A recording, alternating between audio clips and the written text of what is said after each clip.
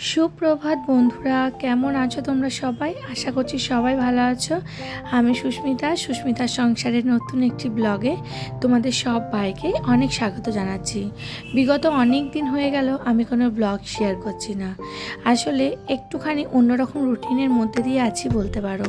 তবে আজকে যে ব্লগটা তোমাদের সাথে শেয়ার করছি সেটা কিন্তু আমার বেশ কয়েকদিন আগে শ্যুট করা ছিল, কিন্তু ওই যে এডিটিংয়ের অভাবে আর বলতে পারো সময়ের অভাবে আমি তোমাদের সাথে ব্লগটা শেয়ার করে উঠতে পারিনি। তবে এই ব্লগটা যেহেতু শ্যুট করা ছিল তাই তোমাদের সাথে শেয়ার করতে পারছি। আর আবার বলতে পারো কিছুদিন মিস যাবে আমার ব্লগ। আসলে ঘরে আমার শাশুড়ি মা এসছেন, আমার শাশুড়ি মা একটু অসুস্থ, তাই এখানে ডক্টর দেখানোর জন্য আমরা নিয়ে এসেছি। এবং বলতে পারো আমার বাড়ির এখন সেরকম কোনো মেম্বারই আমি যে ভিডিও করছি এটা জানে না বলতে পারো আমি বলিনি। ঠিক আছে, যেহেতু আমি সেরকম কোনো সাকসেস পাইনি তো সে কারণে এখন থেকে বলতে চাইনি আর কি। যদি আমি ইউটিউব থেকে কোনো রকম সাকসেস পাই তো অবশ্যই আমার ফ্যামিলি মেম্বারদের তো জানাবই, এবং তোমাদের সবার সাথে আমি আমার ফ্যামিলি মেম্বারের পরিচয় করিয়ে দেব। আমি যেহেতু এখানে আমি আমার হাজব্যান্ড আর ছেলে থাকি, আমার হাজব্যান্ডের জবের সূত্রে, তো সেই কারণের জন্য আমার শ্বশুর শাশুড়ি মা গ্রামে থাকেন। আসলে অনেকবার আমরা বলেছি এখানে আসার জন্য, কিন্তু আমার শ্বশুরমশাই যেহেতু ওখানে কাজ কারবার আছে আর বলেছে যে এখন তোমাদের কাছে যাওয়ার মতো বয়স হয়নি, যখন আমরা নিজেরা কিছু করতে পারবো না, তোমাদের সেবা যত্নের প্রয়োজন হবে তখন অবশ্যই যাব। আর গ্রামে আমার দেওর আমার যা আছে, তো ওরা আমার মানে শ্বশুর শাশুড়ির খুব ভালোভাবে সেবা যত্ন করে, তো সেই কারণের জন্য ওনারা আরোই আসতে চান না। তবে ওই যে মাঝে মধ্যে আসেন আর কি। তো এই প্রথমবার আমার শাশুড়ি মা মানে আমাদের কাছে আসবেন। আমরা যেহেতু হায়দ্রাবাদে ছিলাম অনেকটা দূর, সেই কারণের জন্য শাশুড়ি মা কোনো দিনও যেতে পারেননি। আমার শ্বশুরমশাইও কোনো দিন হায়দ্রাবাদে যায়নি। আমার দেওর একবার গেছিল, আর আমার কাকা শ্বশুরের বাড়ি থেকে সবাই গেছিলো। তবে ওই যে মানে কেউ ঘুরতে যায়নি, সবাই ডাক্তার দেখানোর সুযোগেই গেছিলো আর কি। আসলে মানুষের দরকার না পড়লে মানুষ খুব একটা দূরে যেতে চায় না, এটা স্বাভাবিক। এটা আমার ক্ষেত্রেও যদি হতো আমিও তাই করতাম। তো এই যে আমার শাশুড়ি মায়ের শরীরটা এখন বেশ কিছু দিন ধরেই খারাপ। আসলে আমার শাশুড়ি মায়ের হাই প্রেশার এবং সুগার আছে, সেই কারণের জন্য মাঝে মাঝে শরীর খারাপ করে ওঠে। কিন্তু যে কারণের জন্য আমরা মাকে এখানে ডক্টর দেখানোর জন্য আনছি সেটা সম্পূর্ণ আলাদা একটি অসুখ। আর আমার শাশুড়ি মা যেহেতু মানে কোনো দিন আমাদের এখানে আসেনি, আর আমার শ্বশুরবাড়িতে জানো তো ভৈরবনাথ ঠাকুর ছিল, তবে ইদানিং ভৈরবনাথ বা কাশীনাথ ঠাকুর আমাদের এখানে নেই। আসলে বলতে গেলে আমার শ্বশুরবাড়িটা যে জায়গায়, সেই জায়গায় অনেক দিন আগে থেকে আমার শ্বশুরমশাইরা এসছেন ঠিকই, কিন্তু আমার দাদুর শ্বশুরের দাদু ওদের বাড়ি ছিল, মানে আমাদের যেটা নিজস্ব বাড়ি, নিজস্ব ভিটে বলতে গেলে সেটা কিন্তু একটি অন্য জায়গায়। কিন্তু আমরা এখন যে গ্রামে এখন থাকছি বর্তমানে, সেই গ্রামে আমাদেরকে নিয়ে আসা হয়েছিল। সেই গ্রামে কোনো ব্রাহ্মণ ছিল না, তো তার কারণের জন্য আমাদের পরিবারকে নিয়ে আসা হয়েছিল। কিন্তু যেহেতু আমাদের ভিটে বাড়ি সব কিছু ওখানে আছে, তার কারণের জন্য ওখানকার ঠাকুরের যে সমস্ত নিয়মাদি সেই সমস্ত নিয়ম কিন্তু বংশ পরম্পরায় আমরা মেনে আসছি। আমার শ্বশুরবাড়িতে কোনো রকম চিকেন ঢোকে না, এবং কোনো রকম মুরগির ডিম ও বা পোলট্রির ডিম ওখানে কিন্তু ব্যবহার হয় না।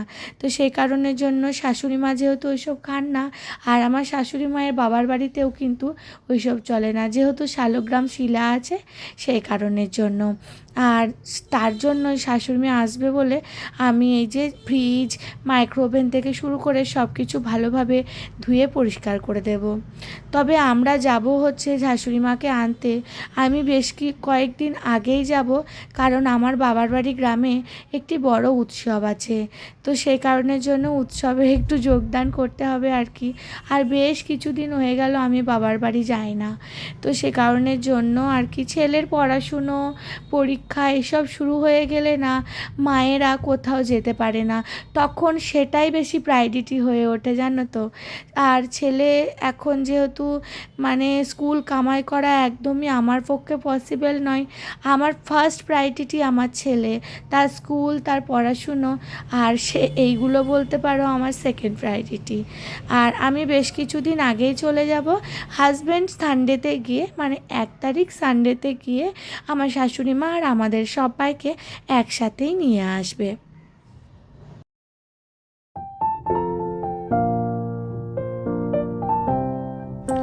আমার শ্বশুরমশাই বেশ কয়েকদিন আগে আমাদের এখানে এসে ঘুরে গেছেন। আসলে তখন আমার বাবার সাথে আমার শ্বশুরমশাই এসেছিলেন। আমার শ্বশুরমশাই না মানে দূরের জায়গা খুব একটা একা ট্র্যাভেল করতে পারে না, সেই কারণের জন্য আমার বাবার সাথে এসেছিল। আসলে আমার হাজব্যান্ড খুব ছোট্ট একটা ঘর কিনেছে এবং সেটা আমার ফ্যামিলি মেম্বারকে দেখিয়ে তারপরে সিলেক্ট করেছি। আমার বাবা আমি আমার ফ্যামিলির সবাইকে আসতে বলেছিলাম, কিন্তু সবাই যেহেতু নিজের নিজের কাজে ব্যস্ত, তার কারণের জন্য বাবা আর শ্বশুরমশাই এসে ঘরটা দেখে পছন্দ করেছেন এবং তারপরেই আমি আমার হাজব্যান্ড মিলে ঘরটাকে বুক করেছি। আসলে বড়দের আশীর্বাদ এবং বড়দের পছন্দ ছাড়া আমরা কোনো কাজই করি না বলতে পারো। আমার হাজব্যান্ড, আমার শ্বশুরমশাই বা আমার বাবা সবাইকে খুব রেসপেক্ট করে এবং এখনও অবধি কোনো ছোট থেকে বড় যে কোনো কাজ বলতে পারো আমার হাজব্যান্ড আমার শ্বশুরমশাই শাশুড়িমাকে না জিজ্ঞাসা করে না। তো সে কারণের জন্য বাবা কিছুদিন আগে এসে ঘুরে গেছে। আর আমার শাশুড়ি মায়ের জানো তো একটা প্রবলেম আছে, আমার শাশুড়ি মা কোথাও মানে দূরে একদমই ট্রাভেল করতে পারে না। আমার শাশুড়ি মায়ের একটু ভমিটিংয়ের প্রবলেম আছে এবং এটা যেহেতু আমরা চলে আসার পরে তোমাদের সাথে ভিডিওটা শ্যুট করছি, তাই তোমাদের সাথে বলতে পারছি কথাটা।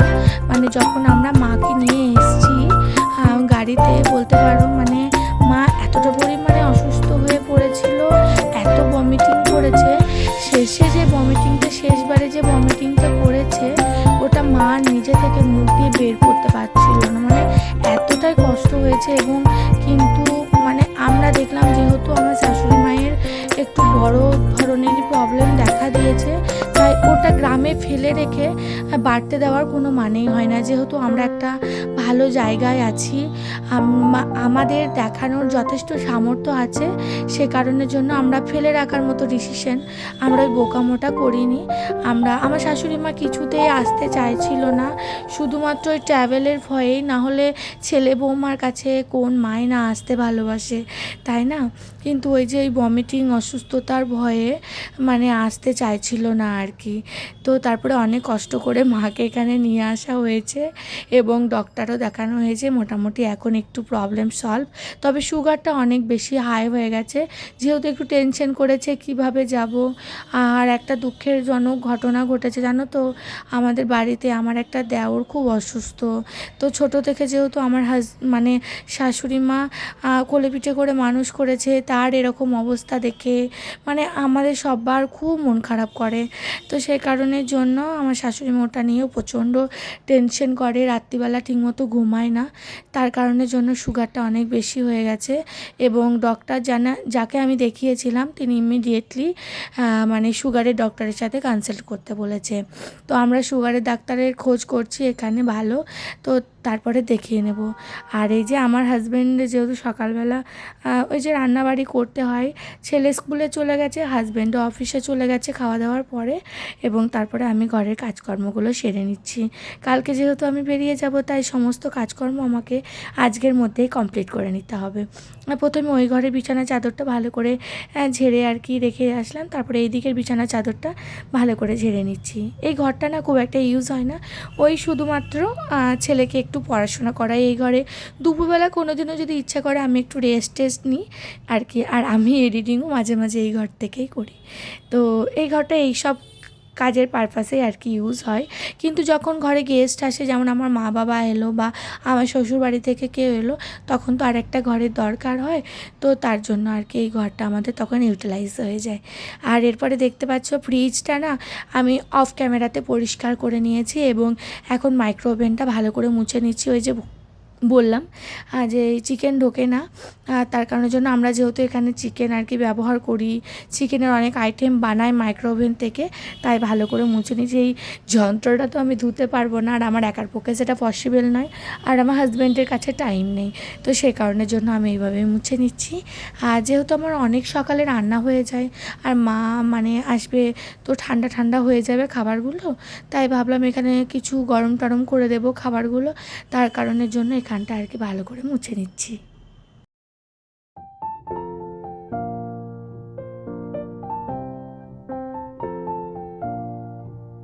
তো বন্ধুরা, আমার ভিডিও তোমাদের কেমন লাগছে অবশ্যই জানো, কমেন্ট বক্সে জানিও। আর যদি ভালো লেগে থাকে অবশ্যই একটি লাইক করে দিও। আর যদি খুব বেশি ভালো লেগে থাকে তাহলে অবশ্যই তোমাদের বন্ধু বান্ধবদের মাঝে আমার ভিডিওটি শেয়ার করতে পারো। তোমাদের করা একটা লাইক পরবর্তীকালে ভিডিও বানাতে অনেক বেশি মোটিভেট করে থাকে। আর আমার চ্যানেলটি সাবস্ক্রাইব করে আমার পাশে থেকো। আর আমার চ্যানেলটি যদি তোমরা সাবস্ক্রাইব অলরেডি করে থাকো, তাহলে তোমাদের সবাইকে জানাচ্ছি অনেক স্বাগত আর অনেক অভিনন্দন, অনেক থ্যাংক ইউ। তো এখন এই যে আমার মোটামুটি মাইক্রো ওভেন মানে পরিষ্কার করা প্রায় কমপ্লিটের দিকে আর কি। প্রথমে একটু ডিশওয়াশার গরম জলে দিয়ে ভালো করে পরিষ্কার করে নিয়েছিলাম। আর এটা যেহেতু প্রত্যেক দিন আমি মুছি না, মাঝে মাঝে মুছি, তো সে কারণের জন্য আর কি একটু নোংরা হয়েছিল, তো ভালোভাবে পরিষ্কার করে নিলাম। তবে হ্যাঁ, ভিতরটা না আমি যখনই ইউজ করি তখনই মুছে দিই আর কি। তো বন্ধুরা, তারপরে দেখলাম যে আমি আমার ভিডিওটা শেষই করিনি। তো চলো আজকের মতো টাটা, দেখা হচ্ছে পরের ব্লগে। ততক্ষণের জন্য সুস্থ থেকো, ভালো থেকো, আর আমার ভিডিও অবশ্যই দেখতে থাকো। আজকের মতো টাটা।